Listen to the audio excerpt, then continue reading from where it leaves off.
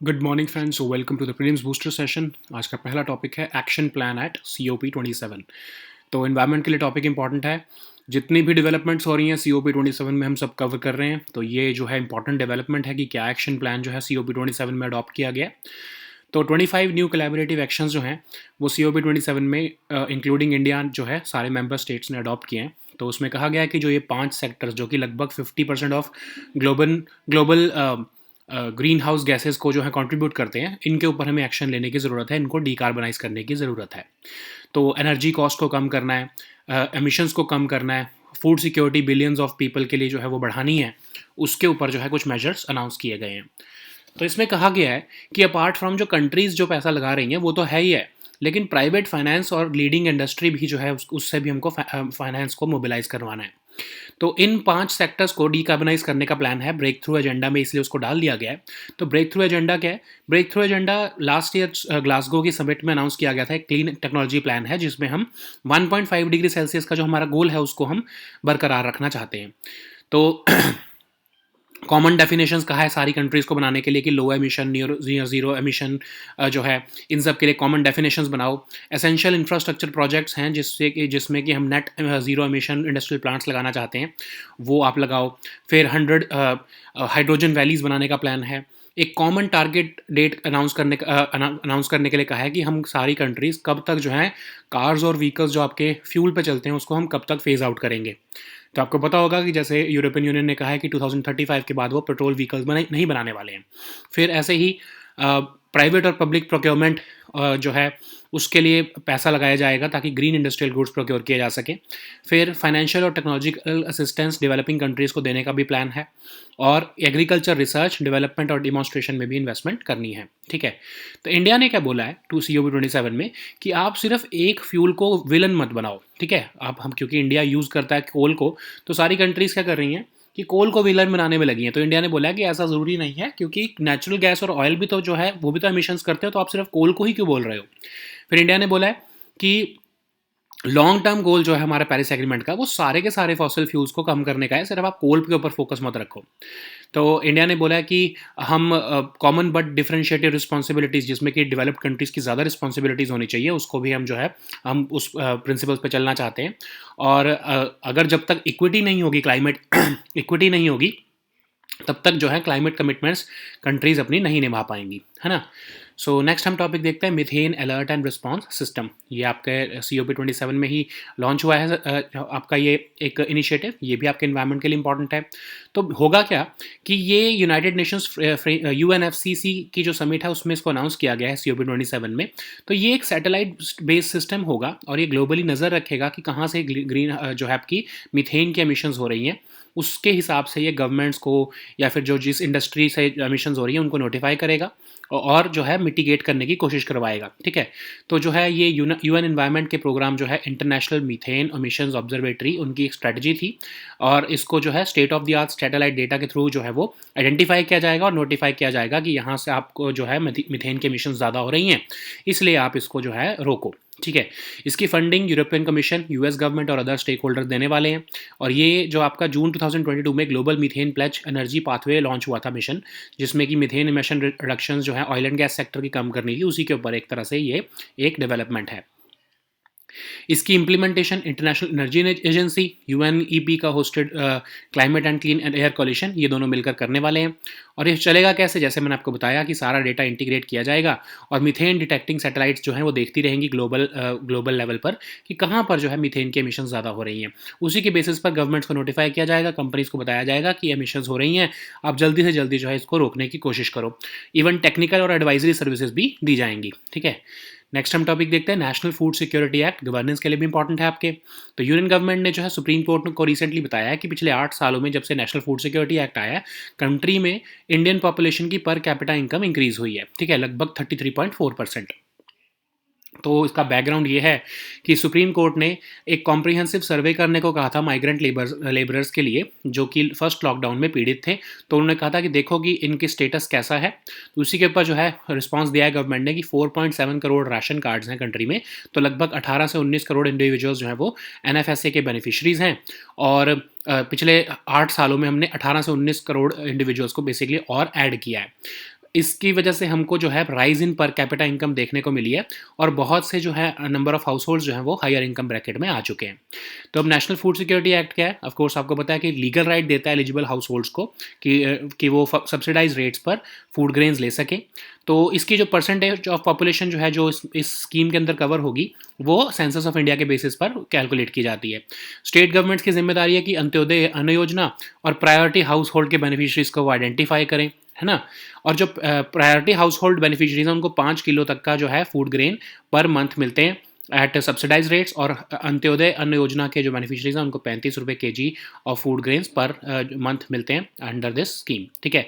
तो इसमें 75% of rural population cover है, 50% ऑफ अर्बन पॉपुलेशन कवर है। वेमेन को जो है मील्स मिलती हैं प्रेग्नेंट और लैक्टेटिंग मदर्स को, इवन मैटर्निटी बेनिफिट्स भी मिलते हैं 6,000 रुपये तक के, और चिल्ड्रन को up to 14 years of age nutritious meals provide करने का जो है इसमें एक तरह से सिस्टम है। अब इन केस अगर गवर्नमेंट फूड्स ग्रेन या मील्स नहीं सप्लाई कर पाती है तो उनको फूड सिक्योरिटी अलाउंस बेनिफिशरीज का लेना का जो है वो लीगल राइट बन जाता है। ग्रीवेंस रिड्रेसल के भी इसमें बहुत सारे जो है वो मैकेनिज्म्स हैं डिस्ट्रिक्ट लेवल पर भी और स्टेट लेवल पर भी, है ना।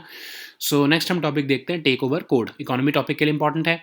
तो सेबी ने रिसेंटली अमेंडमेंट की है टेक ओवर कोड के ऊपर। तो बेसिकली इससे होगा क्या कि अभी जो पब्लिक सेक्टर कंपनी है, आपकी जो PSU कंपनीज होती हैं, अगर उसको टेक ओवर करना हो किसी एक्वायरर ने, जैसे समझ लो इलॉन मस्क ने ट्विटर को टेक ओवर किया था, तो आपको पता था ना कि उन्होंने शेयर होल्डर्स को जो है अमाउंट जो है वो अनाउंस की थी कितना वो पैसा देंगे, तो शेयर होल्डर्स उन्होंने वो ट्विटर को एक्वायर किया। लेकिन अगर कंट्री में हमारे PSU को किसी को ऐसे एक्वायर करना हो, तो जो कि पब्लिक सेक्टर यूनिट है और अगर वो लिस्टेड भी है तो उसका जो शेयर प्राइस है वो कैसे डिसाइड किया जाता है, 60 डेज का जो volume weighted average market price होता है उसके बेसिस पर जो है वो अभी तक जो है वो एक्वायरर जो है उसके बेसिस पर प्राइस को उनको देना पड़ता था। लेकिन अब ये रिक्वायरमेंट को हटा दिया गया है ताकि जो है जल्दी से जल्दी डिसइन्वेस्टमेंट हो सके PSU कंपनीज की और मार्केट प्राइस के बेसिस पर जो है ये टेक ओवर की जा सके, जैसा कि प्राइवेट सेक्टर कंपनीज में होता है। तो इससे होगा क्या कि स्ट्रेटेजिक इन्वेस्टमेंट जो है पब्लिक सेक्टर यूनिट्स में वो आ पाएंगी, खासकर सेंट्रल और स्टेट गवर्नमेंट्स की जो पब्लिक सेक्टर कंपनीज हैं। और जैसे कि आपके प्राइवेट कंपनी में होता है, प्राइवेट सेक्टर में होता है, वैसे ही अब जो है PSU पे कंपनीज को भी एक्वायर करना ईजी हो जाएगा, ठीक है। सो नेक्स्ट हम टॉपिक देखते हैं कि सेबी क्या है। तो सेबी आपको security and exchange board of India act 1992 के अंडर बनाया गया था। एक्चुअली में तो ये शुरुआत में नॉन स्टैट्यूटरी बॉडी था, बट बाद में इसको स्टैट्यूटरी बॉडी बना दिया गया 1992 में एक्ट पास करके। इसमें 9 मेंबर्स होते हैं एक्सक्लूडिंग द चेयरपर्सन। अब जैसे मिनिस्ट्री ऑफ फाइनेंस लॉ से या RBI से और फिर सेंट्रल गवर्नमेंट से जो है मेंबर्स इसमें अपॉइंट किए जाते हैं। सेबी का मेन फंक्शन होता है स्टॉक एक्सचेंज को रजिस्टर करना और उनको जो है वो गार्ड करना या फिर इनको जो है वो गवर्न करना। तो नॉट गवर्न करना बट इनको रेगुलेट करना। तो इनके ऊपर ये फीस भी बहुत लगाते हैं, ठीक है, वेरियस फीस लगाना, इवन जो है कोई कंपनी लिस्ट हो रही है उसको भी फीस देनी पड़ती है, इन्वेस्टर को एजुकेट करना, इंस्पेक्शन करना, ऑडिट करना स्टॉक एक्सचेंज की, तो ये सब काम सेबी के होते हैं। नेक्स्ट हम टॉपिक देखते हैं राजीव गांधी केस कन्विक्ट्स, आपके पॉलिटी सेक्शन के लिए इंपॉर्टेंट है। सुप्रीम कोर्ट ने जो है रिमेनिंग 6 कन्विक्ट्स थे जो राजीव गांधी असैसिनेशन केस थे उनको भी फ्री कर दिया है आफ्टर AG पेरारिवलन के बाद से, जो कि वन ऑफ द कन्विक्ट्स थे। तो सुप्रीम कोर्ट ने कहा है कि ये लोग जो हैं अपने 30 साल जो हैं वो जेल में काट चुके हैं और उनका कंडक्ट सेटिस्फैक्ट्री रहा है, तो इसलिए इनको हम छोड़ रहे हैं। तो आपको पता है कि बैकग्राउंड इस केस का कि 1991 में प्राइम मिनिस्टर राजीव गांधी जो फॉर्मर प्राइम मिनिस्टर थे उनको असैसिनेट कर दिया गया था। तो 2014 में क्या हुआ था कि सुप्रीम कोर्ट ने AG पेरारिवलन जो हैं उनके डेथ सेंटेंस को कम्यूट करके लाइफ इम्प्रिजनमेंट कर दिया था और कहा था कि जो है क्योंकि उनकी जो मर्सी प्ली है उस पर बहुत ज़्यादा टाइम लगा दिया था गवर्नर ने या फिर प्रेसिडेंट ने। 2018 में जो ये AG पेरारिवलन जी हैं इन्होंने एप्लीकेशन दी गवर्नर को अंडर 161 ऑफ द कॉन्स्टिट्यूशन कि वो उनको मतलब छोड़ दिया जाए, और फिर गवर्नर ने जो है ये प्ली जो है प्रेसिडेंट ऑफ इंडिया को भेज दी। लेकिन तमिलनाडु गवर्नमेंट ने बोला कि आप गवर्नर को कि आप ऐसा कैसे भेज सकते हो, इसकी तो कोई स्टैट्यूटरी और कॉन्स्टिट्यूशनल वैलिडिटी नहीं है, हमने जब आपको एडवाइस कर दिया है कि इस पर्सन को रिलीज़ कर दिया जाए तो आपने क्यों नहीं किया। तो तमिलनाडु गवर्नमेंट ने और जो है पेरारिवलन जी बोथ जो है वो सुप्रीम कोर्ट में चले गए। तो सुप्रीम कोर्ट ने मई 2022 में जो है ये ऑर्डर दिया under article 142 of the constitution कि बहुत डिले किया गया पेरालीवरन जी की अर्ली रिलीज प्ली को अंडर 161 आर्टिकल। तो इसीलिए जो है स्टेट गवर्नमेंट की के पास ये राइट है कि वो एडवाइस करें गवर्नर को और किसी को भी पार्डन या रिमिशन कर सकते हैं। लेकिन गवर्नर ने स्टेट गवर्नमेंट के एडवाइस को हटाकर बल्कि प्रेसिडेंट को जो है ये आगे मैटर भेज दिया था, जो कि कॉन्स्टिट्यूशनल नहीं है। तो इसीलिए जो है पेरालीवरन जी को रिलीज कर दिया गया। तो अब हम देखते हैं आर्टिकल 142 ऑफ द कॉन्स्टिट्यूशन। अभी हमने कुछ दिन पहले ही देखा है कि ये यूनिक पावर है सुप्रीम कोर्ट की कंप्लीट जस्टिस करने के लिए। तो कोर्ट जो है ये ऐसा इसमें पावर्स लेके आता है अपने पास कि जब उनको लगता है कि कंप्लीट जस्टिस करने की ज़रूरत है। तो इसकी बहुत ज़्यादा सिग्निफिकेंस है, क्योंकि अगर कोर्ट को ऐसा लगता है कि due to delay in getting necessary relief अगर कोई पर्सन जो उनके पास आता है, तो सुप्रीम कोर्ट जो है वो extra ordinary powers under article 142 of the constitution use करके कंप्लीट जस्टिस कर सकता है। ठीक है, नेक्स्ट हम टॉपिक देखते हैं कि हमारे 161 आर्टिकल क्या है कॉन्स्टिट्यूशन का। तो गवर्नर ऑफ स्टेट के पास पावर होती है पार्डनिंग पावर्स, लेकिन ये पावर गवर्नर खुद नहीं एक्सरसाइज करते हैं, उनको स्टेट कैबिनेट की एडवाइस जो होती है उसको मानना ही पड़ता है, जो कि बाइंडिंग होती है गवर्नर के पास। लेकिन ये जो ऑर्डर्स हैं गवर्नर जो पास करते हैं ये जुडिशियल रिव्यू को सब्जेक्टेड होते हैं। ठीक है, सो नेक्स्ट हम टॉपिक देखते हैं क्रिस्पर टेक्नोलॉजी, आपके साइंस एंड टेक के लिए इंपॉर्टेंट है। तो एक जर्नल नेचर जर्नल में एक रिसर्च पब्लिश हुई है जिसमें देखा गया है कि क्रिस्पर टेक्नोलॉजी का यूज़ करते हुए ऐसे जीन्स इंसर्ट किए गए सेल्स में जिससे कि इम्यून सेल्स जो हैं सिर्फ कैंसर सेल्स को अटैक कर रहे थे और उनको डिस्ट्रॉय कर रहे थे, बाकी नॉर्मल सेल्स को वो अनहार्म रहने दे रहे थे। ठीक है, तो आपको पता है clustered regularly interspaced short palindromic repeats, ये क्रिस्पर टेक्नोलॉजी बहुत फेमस है, कट कॉपी पेस्ट टेक्नोलॉजी का यूज़ करती है ये। इसमें क्या होता है कि अगर कोई डीएनए के अंदर कोई बैड सीक्वेंस आ गया है तो उस जो कि जिसकी वजह से कोई डिसीज़ हो रही है तो उसको लोकेट करके उसको जो है आपका SAS9 प्रोटीन होता है ना, आपको पता होगा ये SAS9 प्रोटीन, उसका यूज़ करते हुए जो कि एक सीजर की तरह काम करता है, वो एक बायोकेमिकल है, तो उसका यूज़ करते हुए उस पर्टिकुलर इनकरेक्ट सीक्वेंस को लोकेट करके कट कर दिया जाता है और फिर जो है एक नेचुरल डिफेंस मैकेनिज्म के अंदर जो करेक्ट सीक्वेंस है उसको इंसर्ट किया जाता है और करेक्ट सीक्वेंस अपने आप को रेप्लिकेट करता है और डीएनए जो है वो करेक्ट हो जाता है। ठीक है, तो क्रिस्पर SAS9 टेक्नोलॉजी यही है जिससे कि जेनेटिक मैनिपुलेशंस की जा सकती हैं, जीन एडिटिंग बहुत सिंपल हो गई है, फास्ट हो गई है इसकी वजह से। तो इससे हम डीएनए सीक्वेंसेस को बहुत ईजिली अल्टर कर लेते हैं और अगर हमको जीन के फंक्शन को मॉडिफाई करना तो वो हम इससे कर सकते हैं। ठीक है, तो जेनेटिक डिफेक्ट्स है अगर कोई या कोई ऐसी डिसीज़ है जो कि जीन्स की वजह से हो रही है तो उसको हम ठीक कर सकते हैं। इवन क्रॉप में भी हम जो है अगर कोई क्रॉप्स में भी कोई डिसीज़ आ रही है तो उसको भी ठीक कर सकते हैं। ठीक है, तो SAS9 प्रोटीन जो है आपका वो पेयर ऑफ सीजर्स की तरह काम करता है और ये लोकेशन को कट ऑफ कर देता है बाकी के डीएनए स्ट्रैंड से और ताकि डिसीज़ फैल ना पाए। ठीक है, तो इसका एनिमल्स में, प्लांट्स में, माइक्रो ऑर्गेनिज्म में हर जगह यूज़ किया जा सकता है। क्रॉप रेजिलियंस बढ़ाना, किसी के ड्रॉट रेजिस्टेंट क्रॉप बनाना, पेस्ट रेजिस्टेंट क्रॉप बनाना, ये सब किया जा सकता है। इवन कैंसर ट्रीटमेंट में भी अब इसका यूज़ किया जा रहा है। नेक्स्ट हम टॉपिक देखते हैं करेंसी मैनिपुलेशन लिस्ट, आपके इंटरनेशनल रिलेशंस के लिए इंपॉर्टेंट है। तो यूएस के जो डिपार्टमेंट ऑफ ट्रेजरी है उन्होंने इंडिया को along with Italy, Mexico, Thailand, Vietnam currency monitoring list से हटा दिया गया है।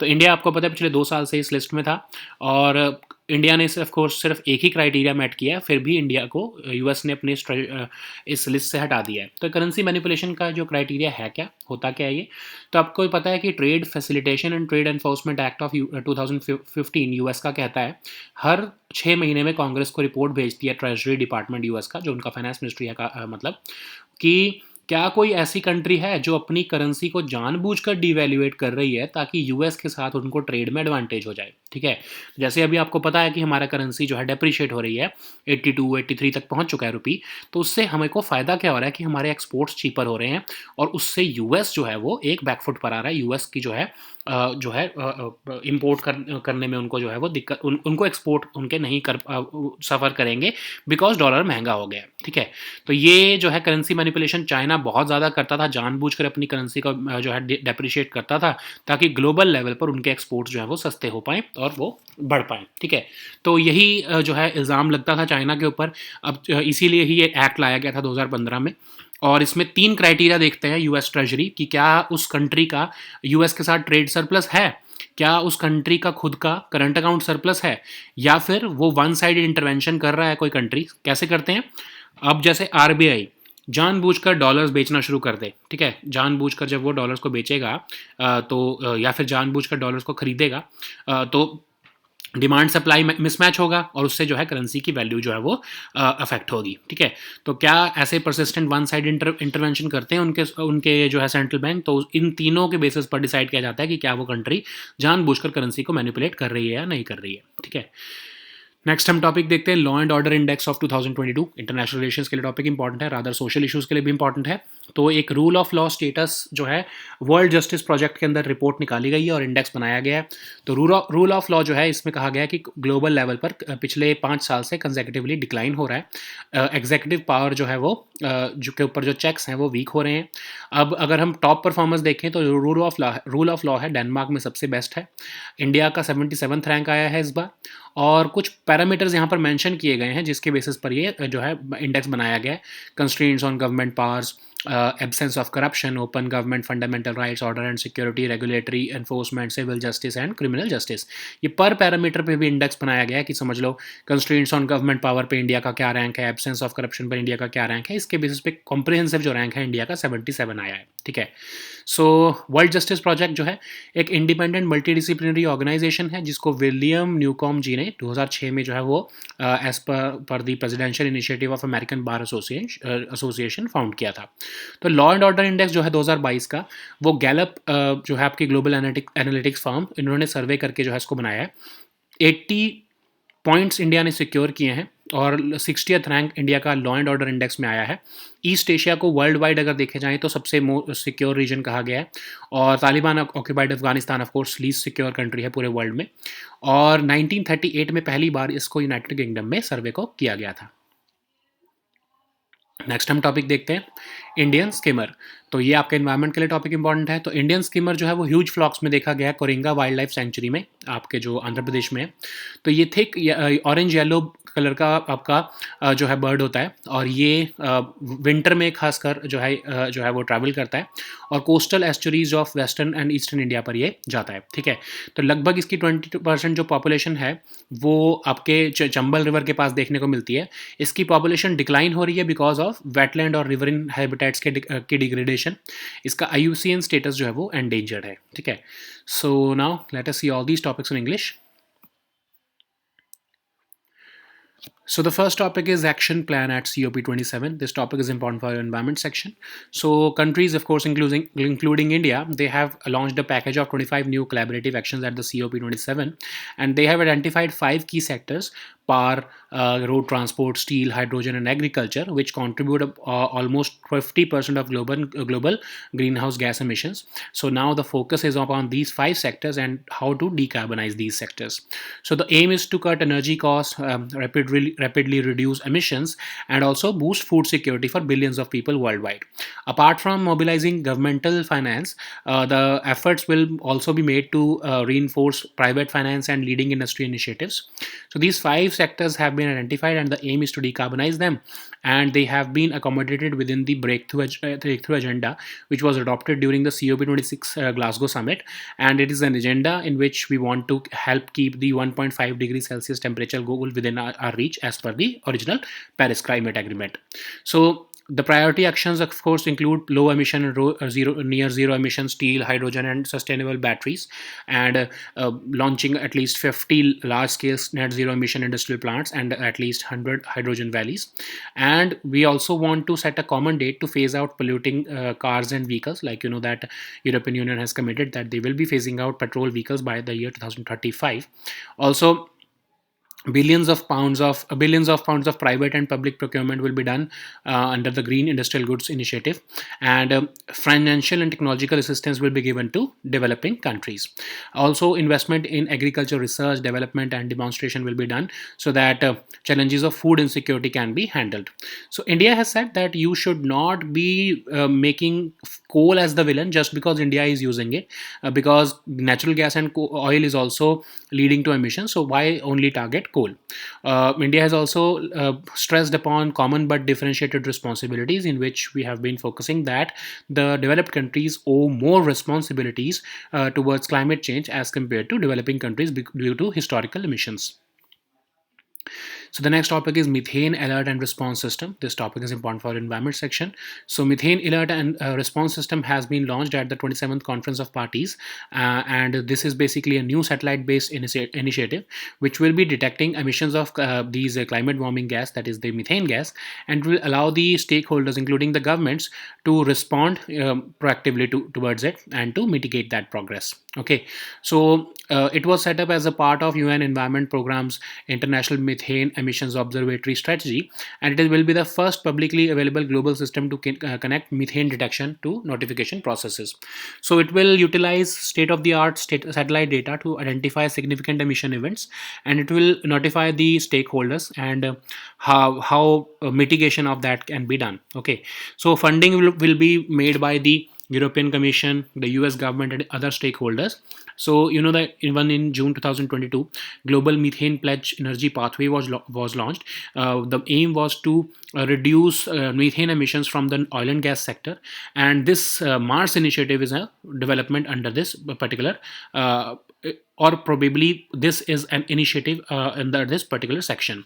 So Mars will be implemented with partners, including the International Energy Agency and Climate and Clear Air Coalition, and data will be integrated and from all the systems of the expanding system of methane detecting satellites, and global mapping satellites will be made, and based upon that governments will be notified, and companies also will be notified about their emissions or methane emissions. Even the technical and advisory services will be made to them so that mitigation can be quickly done. So the next topic is National Food Security Act. This topic is important for our governance section. Union government has recently informed the Supreme Court that the per capita income of Indian people have increased in real terms by 33.4% in the last 8 years since the enactment of NFSA 2013. So you know that after 2020 first lockdown, the Supreme Court ordered a comprehensive survey of migrant laborers, and based upon that, the data was collected by the government, and that's why now the government has announced that about 4.7 crore ration cards, and which means almost 18 to 19 crore individuals have been introduced in the last 8 years under NFSA.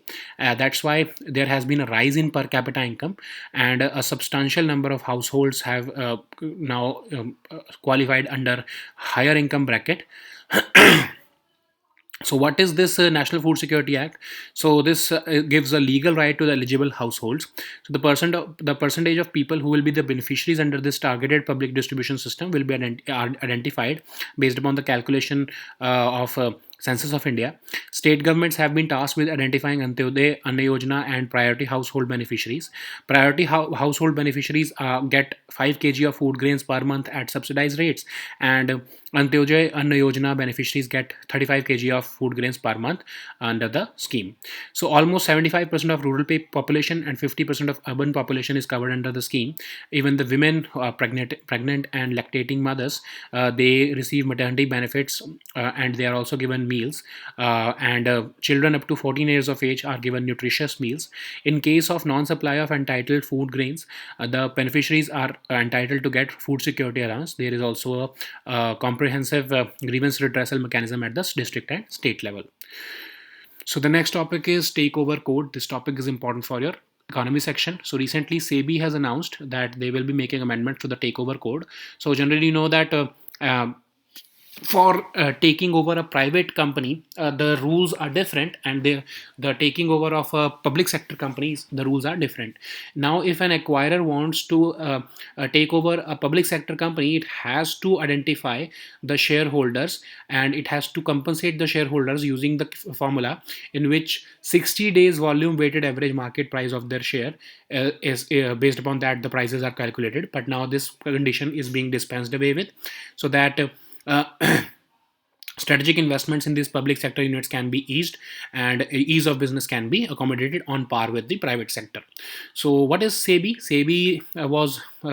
SEBI is basically a regulator of Indian stock market. It was initially set up as a non-statutory body, but later on in 1992 the act was passed.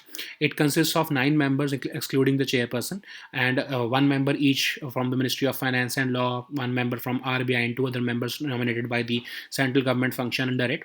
The functions of SEBI include registration of stock exchanges, levying of various fees and other charges to whoever wants to list themselves on stock exchanges, investor education, inspection and audit of stock exchanges. So basically it is the regulator of Indian stock market. So the next topic is Rajiv Gandhi case convicts. So this topic is important for a polity section. So the remaining six convicts under the Rajiv Gandhi assassination case have also been freed by the Supreme Court after releasing the co-convict AG Pera Valan. So Supreme Court said that these people have spent over 3 decades in jail and their conduct has been satisfactory. So now they have been released by the court. You know that Rajiv Gandhi ji was assassinated on the night of 21st May 1991, and in 2014 the Supreme Court had commuted the death sentence of one of the convicts, AG Peralivan, because his sentence was commuted to life imprisonment on account of undue and unexplained delay in deciding his mercy plea. In 2018, he moved to the Supreme Court. I'm sorry, he made an application to the governor of Tamil Nadu for the mercy plea, or for the release of for his release, and instead of acting upon it, the governor of Tamil Nadu referred the plea to the President of India, to which the Tamil Nadu government objected, saying that it has no statutory or constitutional validity. So both Perarivalan and Tamil Nadu government approached the Supreme Court in 2018, and the court announced judgment in May 2022, saying that Supreme Supreme Court said that under Article 142 of the Constitution, we are being forced to take a decision, and we have seen that the governor has misused his powers in under 161 of the Constitution, and the state government is well within its right to aid and advise the governor as per the Article 161, and secure the release of this concerned person. You know that Article 142 of the Constitution, we've discussed it just recently, and it gives a unique power to the Supreme Court to do complete justice between the parties when there are times when law or any statute may not provide a remedy. So court can extend itself to a status where the facts of the matter are ascertained, and based upon that the decision is made to do complete justice. So this provision is very significant because people who have to suffer due to the delay in the system, they can get justice delivered using this particular power of the Supreme Court. So what is Article 161 of the Constitution? So if a governor of the state, that governor of the state also gets the pardoning powers, but it is based upon the advice of the state cabinet, which is binding on the governor, and even the decision of the governor is subject to judicial review. So the next topic is CRISPR. This topic is important for science and tech section. So recently, a research has been published in the Nature journal, which said that CRISPR technology has been used to insert genes which are allowing immune cells to attack only cancer cells, whereas the normal cells remain unharmed. So CRISPR is, clustered regularly interspaced short palindromic repeats, it is basically a cut copy mechanism in which a bad stretch in a DNA sequence is located, which is basically the cause of a disease or disorder, and it is then removed using a Cas9 protein, which is a biochemical which used to cut out that particular incorrect code and replace it with a correct sequence, and then it is left to grow itself or replicate itself with the natural defense mechanism. So this CRISPR-Cas9 technology has revolutionized gene editing, and it has made it simpler, faster, and easily accessible. So it only targets the specific strategies of a genetic code and edits the DNA at particular locations. And using it, we can alter the DNA sequence and modify gene function. It can correct genetic defects, treat certain diseases which are genetic, and even improve crop function. Okay, so how it works: the Cas9 protein acts as like a pair of scissors, and it locates the disease causing or the defective part of the DNA, and it is cut off from that particular stand, and that's how the DNA, which is having a natural tendency to repair itself, gets a correct sequence. So this technology has the use in both in animals, plants, and microorganisms, even in making a crop resilient to pests or even drought. This tool can be used. Now it is being used even in cancer treatments. So the next topic is currency manipulation list. This topic is important for international relations. So US Department of Treasury has recently removed India from the currency monitoring list. So India had been on this list for the last 2 years. So what is currency manipulation? It means that a country is deliberately depreciating its currency so that its exports can be made cheaper. Okay, so for to combat that situation, the US government in 2015 introduced this Trade Facilitation and Trade Enforcement Act, based upon which the Treasury Department of the US has to report to the Congress every 6 months if any country is manipulating its currency to gain trade advantage over the US. So you know that China has been doing it from the last very years, from the last many decades, and it is artificially weakening its currency so that its exports can become cheaper worldwide. So there are three criteria that US Treasury looks at after before placing a country on this watch list. So if that country is having a trade surplus with the US, it is having a large current account surplus, or if it is making persistent one-sided interventions like RBI or the central bank is buying the currency or the foreign currency or selling it in the market so as to depreciate that the its own currency so that the exports can be made cheaper. So the next topic is Law and Order Index 2022. This topic is also important for international relations. So this report has now been released, and it has been released by the World Justice Project. And it has said that rule of law globally has declined for the fifth consecutive year. It says the check on executive power is weakening. Denmark has topped this list. India has been ranked 77 out of 140 countries. There are several factors which were used to make this index: constraints on government powers, absence of corruption, open government, fundamental rights, order and security, regulatory enforcement, civil justice, and criminal justice. So each of them also has their own index, and based upon all the index, a comprehensive index has been prepared in which the country has secured 77 rank out of 140 countries. So World Justice Project is an independent multidisciplinary organization which was founded by William Newcomb in 2006. And Law and Order Index of 2022, let's also see that it is a survey conducted by Gallup poll, and India has scored 80 points in it, and it has secured 60th rank on this index. As per this index, East Asia is the most secure region in the world, whereas Taliban occupied Afghanistan is the least secured country for the third year, of course. This first time the survey was conducted was in 1938 in UK. So the next topic is Indian skimmer. So this topic is also important for environment section. Indian skimmer has been seen in Koringa Wildlife Sanctuary, that is in Andhra Pradesh. It's a thick orange-yellow bill with a longer lower jaw. It has a length of about 40 to 43 centimeters, and it is more widespread in winter, and it is found in coastal estuaries of western and eastern India. About 20% of the total population nests along Chambal River. Its habitat is declining because of degradation of wetland and riverine habitats, and its conservation status is endangered. Okay, so these were our topics for today. We'll meet next time with new topics. Until then, goodbye and take care.